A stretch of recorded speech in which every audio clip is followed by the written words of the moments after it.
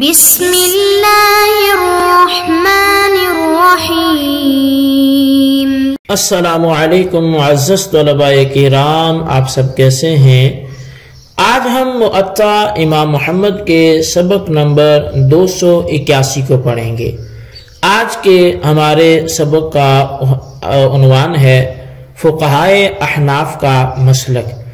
آج کے ہمارے سبق میں ہم انسان کے جسم میں کسی دوسری ہڈی کا داخل کرنا، چور کے ہاتھ کاٹنے کے بعد پیوند کاری کرنا اور اس کی کیسی پیوند کاری کی جائے اور دوبارہ اس کو کیسے جوڑا جائے، اور کوئی عضو کٹ جائے یا اسے کاٹ ڈالا جائے تو اس کی پیوند کاری میں احناف کا کیا نقطہ نظر ہے۔ تو اس حوالے سے چونکہ ہم نے فقہائے مالکی اور فقہائے شوافی اور فقہائے حنابلہ کا موقف گزشتہ درس میں پڑھ لیا تھا، تو آج کے سبق میں ہم فقط فقہائے احناف کے حوالے سے بات کرنے والے ہیں۔ تو احناف کیا یہ کہ اگر کسی آدمی کا دانت گر جائے تو اس کی جگہ کسی مردے کا دانت پہ بند کر دینا یہ بالاجماع مکروہ ہے۔ یوں ہی امام اعظم امام ابو حنیفہ اور امام محمد رحمۃ اللہ علیہما کے نزدیک اسی گرے ہوئے دانت کو اسی جگہ دوبارہ لگانا بھی مکروہ ہے۔ ہاں، کسی ذبح شدہ بکری کا دانت لے کر اس کی جگہ جڑ دینا یہ درست ہے۔ اور امام ابو یوسف رحمۃ اللہ علیہ فرماتے ہیں کہ آدمی کا وہی گرا ہوا دانت اسی جگہ لگا دینا اس میں کوئی حرج نہیں ہے، اس کے علاوہ کسی دوسرے کا دانت لگانا البتہ وہ مکروہ ہے۔ اسی طرح رد المختار میں صاحب بدائع کے حوالے سے لکھا ہے کہ انہوں نے فرمایا کہ انسانی وہ اعضاء کہ جن میں خون ہوتا ہے جیسا کہ ہاتھ، کان اور ناک وغیرہ، یہ بالاجماع ناپاک ہیں۔ اور اسی طرح بحر الرائق میں ہے کہ محیط کے حوالے سے وہ لکھتے ہیں کہ محیط میں ہے کہ مردار کی ہڈی جبکہ اس پر چربی لگی ہو پانی میں گر جائے تو پانی کو ناپاک کر دے گی۔ اور سراج و حاج میں ہے کہ مردار کے بال اس وقت طاہر و پاک ہوں گے جب وہ مخلوق یا کاٹ کر الگ کیے گئے ہوں، اور اگر انہیں اکھیڑ کر الگ کیا گیا ہو تو وہ نجس ہیں۔ آدمی کے بالوں کی بھی یہی تفصیل ہے۔ شہید کا خون اگر اس کے جسم سے الگ ہو جائے تو وہ بھی ناپاک ہو جاتا ہے۔ اس حوالے سے یہ مسئلہ اسی سابقہ کتاب میں لکھا ہوا ہے کہ شہید کا خون جب تک اس کے جسم پر لگا رہے وہ پاک ہے، اس کے ہوتے ہوئے نماز جائز ہے، اور جب وہ جسم سے الگ ہو جائے تو ناپاک ہو جائے گا۔ یہاں تک تو ہم نے ائمہ اربعہ کا کٹے ہوئے اعضاء کے بارے میں مسلک جو ہے وہ سنا سمجھا۔ ان اقوال و دلائل کی روشنی میں اب ہم بات دیکھتے ہیں کہ اگر کسی شخص کا کوئی عضو مثلا ہاتھ کسی حادثے کی وجہ سے یا بیماری کے باعث کاٹ دیا گیا ہے یا چور کا ہاتھ حد کی وجہ سے کاٹ دیا گیا ہے تو اس کی پیوند کاری درست ہے؟ تو بعض علماء کا نظریہ یہ ہے کہ اللہ تعالیٰ نے چور کا ہاتھ کاٹنے کا ہی حکم دیا ہے، لہٰذا جب چور کا ہاتھ کاٹ دیا گیا تو اللہ تعالیٰ کے حکم پر عمل ہو گیا۔ اب اسی ہاتھ کو پھر اسی جگہ جوڑنے سے نہ تو اللہ تعالیٰ نے کہیں منع فرمایا ہے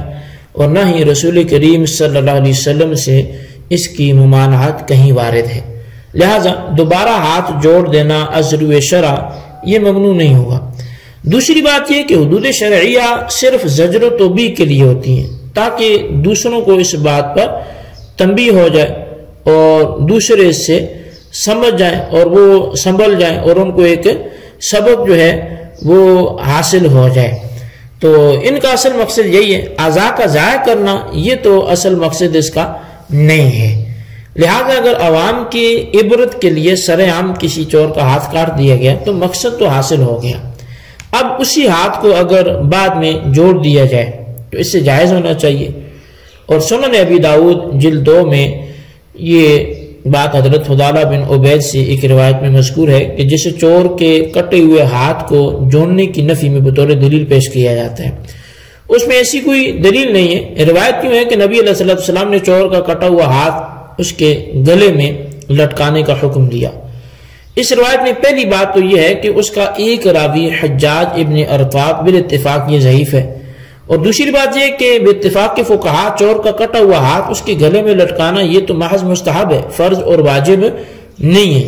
اور تیسری بات یہ ہے کہ ہاتھ کو اگر پھر سے جوڑ دیا جائے تو کٹنے کا نشان بہرحال باقی رہے گا اور عبرت کے لیے یہی کافی ہے۔ لہذا کٹا ہوا ہاتھ اگر دوبارہ اسی جگہ جوڑ دیا جائے تو ممانعت شرعیہ نہ ہونے اور مقصد حد پورا ہو جانے کی بنا پر جائز ہونا چاہیے۔ اب یہ جو کچھ قیل و قال ہوئی تو اس کے حوالے سے کیا جواب ہونا چاہیے اور اس کا کیا جواب دیا گیا ہے، تو اس حوالے سے میں آپ کے سامنے اس کے جوابات کو عرض کرتا ہوں۔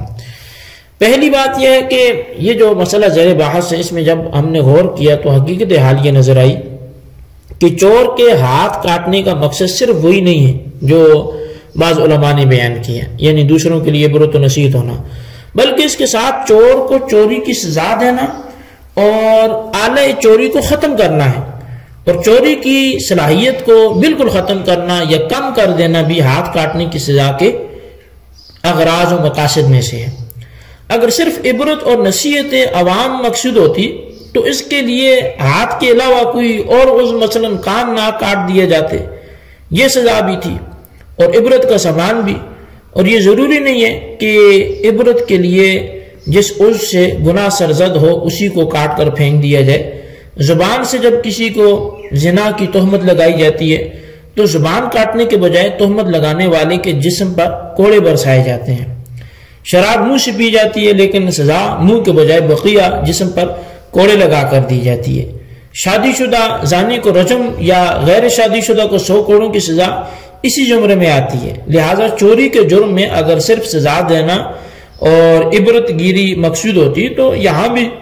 گوڑے وغیرہ لگوائے جاتے۔ بالخصوص پہلی مرتبہ چوری کرنے پر دایاں ہاتھ کاٹا جاتا ہے، دوسری مرتبہ چوری پر بایاں پاؤں کاٹنے کا حکم ملا ہے۔ تو اس سے معلوم ہوتا ہے کہ چوری کی سزا میں عبرت کے ساتھ ساتھ یہ بھی مقصود ہے کہ چوری کرنے کے آلہ کو کاٹ دیا جائے تاکہ یہ جرم دوبارہ نہ ہو سکے، یا چوری کی صلاحیت میں بہت حد تک کیا ہو جائے، وہ کمی واقع ہو جائے۔ اب اگر چور کا ہاتھ کاٹنے کے بعد اسے پھر سے جوڑ دیا جائے تو چوری کا آلہ پھر سے موجود ہو گیا اور چوری کی صلاحیت بھی پہلی کی طرح کامل ہو گئی۔ اس طرح مقصد و منشا و شریعت کی خلاف ورزی جو ہے وہ لازم آ جائے گی۔ تو اللہ تعالیٰ نے چوری کی سزا جو مقرر فرمائی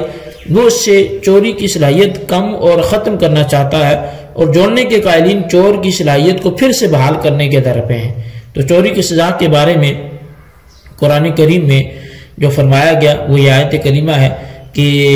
السارق والسارقۃ فاقطعوا ایدیہما جزاء بما کسبا نکالا من اللہ واللہ عزیز حکیم، کہ چور مرد اور چور عورت ان دونوں کے ہاتھ کاٹ دو، یہ ان کے کرتوت کا بدلہ ہے اور اللہ تعالیٰ کی طرف سے عبرتناک سزا ہے، اور اللہ تعالیٰ غالب حکمت والا ہے۔ اب یہ سورہ مائدہ کی آیت نمبر 38 سی جو آپ کے سامنے تلاوت کی گئی، اس آیت میں جزا کے بعد دوسری وجہ نکال فرمایا، یعنی کہ لفظ نکال کا اردو زبان میں صحیح اور پورا مفہوم ادا کرنے والا کوئی لفظ موجود نہیں ہے۔ اس کا معنی کسی کو کسی کام سے باز رکھنا اور دوسروں کو عبرت دلانا یہ ہوتا ہے۔ اس کے حوالے سے آپ لسان العرب میں اس کا معنی دیکھ سکتے ہیں، وہاں یہ لکھا ہے کہ کسی کو کسی چیز سے نکال کے معنی یہ ہے کہ اسے اس کام سے باز رکھا جائے، اور جب کوئی شخص کسی کام کو سر انجام نہ دے سکے تو اس وقت بھی نقل الرجل عن الامر بولتے ہیں، کہ یہاں پر جو ہے وہ جوہری کے حوالے سے لکھا لسان العرب میں نقل تو بفلان کا مفہوم یہ ہے کہ میں نے فلاں کو اس کے کیے کی عذر عقوبت سزا دی تاکہ دوسرا اس سے عبرت و نصیحت پکڑے اور اس جیسا کام کرنے سے باز رہے، اور کسی شخص کے کام سے دور کر دینے کو بھی انکال کا یہ نام دیا جاتا ہے۔ تو بہرحال یہ اس حوالے سے آپ نے دیکھا کہ لفظ نکال کے مفہوم کو مد نظر رکھیں تو چوری کی سزا کا مقصود یہ ہوا کہ چور چوری سے باز آ جائے، دوسروں کو سے عبرت حاصل ہو۔ علامہ آلوسی رحمۃ اللہ علیہ آپ کہتے ہیں کہ حلبی اور کچھ دوسرے محققین انہوں نے کہا کہ وَجَزَاءً بِمَا كَسَبَ نکال کے درمیان جو یعنی بِمَا كَسَبَ کے بعد اور نکال سے پہلے واو کو اس وجہ سے ذکر نہیں کیا گیا تاکہ معلوم ہو کہ ہاتھ کاٹنا یہ سزا دینے کے لیے ہے، اور سزا دینا یہ عبرت دلانے اور دوبارہ چوری سے باز رکھنے کے لیے ہے۔ لہٰذا واضح ہوا کہ اللہ تعالیٰ نے جو چور کے ہاتھ کاٹنے کی سزا کا ذکر فرمایا ہے وہ اس مقصد کے لیے ہے کہ وہ چوری سے باز آ جائے اور ممکن حد تک اس کی چوری کرنے کی صلاحیت ختم ہو جائے۔ لہٰذا کٹا ہوا ہاتھ دوبارہ جوڑنے میں اس حکم کی مخالفت لازم آئے گی۔ ہاتھ کاٹنے کے بعد کہیں دفن کر دینا چاہیے۔ کٹے ہوئے ہاتھ کا نہ چور مالک ہے اور نہ ہی کوئی اور اس کا مالک قرار دیا جا سکتا ہے۔ تو بہرحال یہ صحیح اور درست نظریہ تھا اس حوالے سے جو آپ نے سماعت کیا ہے۔ تو اس کے حوالے سے میرے خیال میں یہ اتنی گفتگو کافی ہے، اور اس میں جو احناف نے بات کی ہے وہ قابل فہم بھی ہے اور وہ مطابق قیاس بھی ہے کہ چور کو جو سزا دی جاتی ہے وہ فقط عبرت مقصود نہیں ہوتی، بلکہ عبرت کے ساتھ ساتھ اس میں ان اسباب کو ختم کرنا بھی مقصود ہوتا ہے کہ جن کی وجہ سے یہ چوری کر رہا ہے، اور وہ چونکہ اعلیٰ اس کا ہاتھ ہے، اور ہاتھ کو جب ختم کریں گے تو یہ اس معاملے سے رکنے کا ایک پہلو اس میں نکلے گا، اور یہ آئندہ اس سہولت سے وہ چوری کرنا چاہے تو کر بھی نہیں سکے گا، تو سہولت کاری بھی اس کی کیا ہو جائے گی، ہاتھ کے کاٹنے سے ختم ہو جائے گی۔ تو بہرحال یہ ہمارا آج کا سبق تھا جس کو آپ اچھی طرح سمجھیں، اس کے خلاصے کو اپنے رجسٹر پر ضرور لکھیں۔ اللہ تعالیٰ سے دعا کرتے ہیں جو ہم نے پڑھا سنا سے یاد رکھنے کی توفیق نصیب فرمائے، آمین بجاہ النبی الامین صلی اللہ علیہ وسلم۔